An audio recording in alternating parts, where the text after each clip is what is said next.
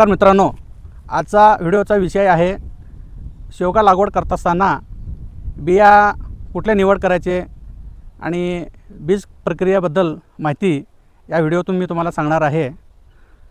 प्रथम आपण शेवगा लागवड हे कुठले उद्देश ठेवून करणार आहोत हे आपण प्रथम ठरवावे, कारण यामध्ये दोन प्रकार येतात। पहिला प्रकार आहे शेंगाचं उत्पादन, त्यानंतर दुसरा प्रकार आहे शेवग्याचा पाल्यापासून पावडर निर्मिती।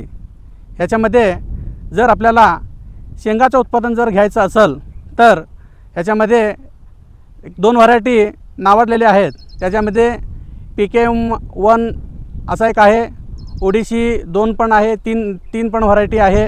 हे शेंगासाठी प्रसिद्ध व्हरायटी आहेत। आणि पावडर निर्मिती जर करणार असेल तर वलयपट्टी नावाची ही दक्षिणमधली व्हरायटी आहे।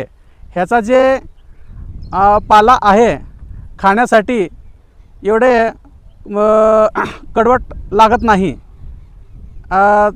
सामान्यतः हे पावडर पाण्यात टाकून पीत असताना याचा चवसुद्धा आहे ना चांगला लागतो। याच्यासाठी पावडर निर्मिती करणार असेल तर वलयपट्टी ही व्हरायटी निवडायला पाहिजे आणि शेंगासाठी PKM1 आणि ओडिसी 3 हे जाताना निवडायला पाहिजे। आपण शेवगा लागवड करत असताना बीज प्रक्रियेला पहिल्यांदा महत्त्व द्यावं लागतं, कारण बीज प्रक्रिया केल्यानंतर जे उगून येणारे रोप आहे ते सशक्त रोप उगून येणार आहे। त्यासाठी मी सेंद्रिय पद्धतीने लागवड करत असतो। ते बीज प्रक्रिया करण्यासाठी मी गोमूत्राचा वापर केलेला आहे।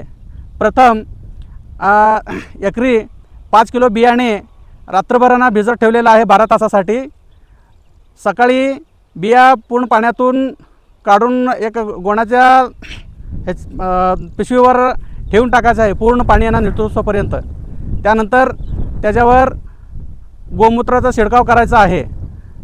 गोमूत्राचा शिडकाव केल्यानंतर हे टोकनसाठी बीज प्रक्रिया केलेलं बीज म्हणून आपण टोकन करून घेऊयात ते।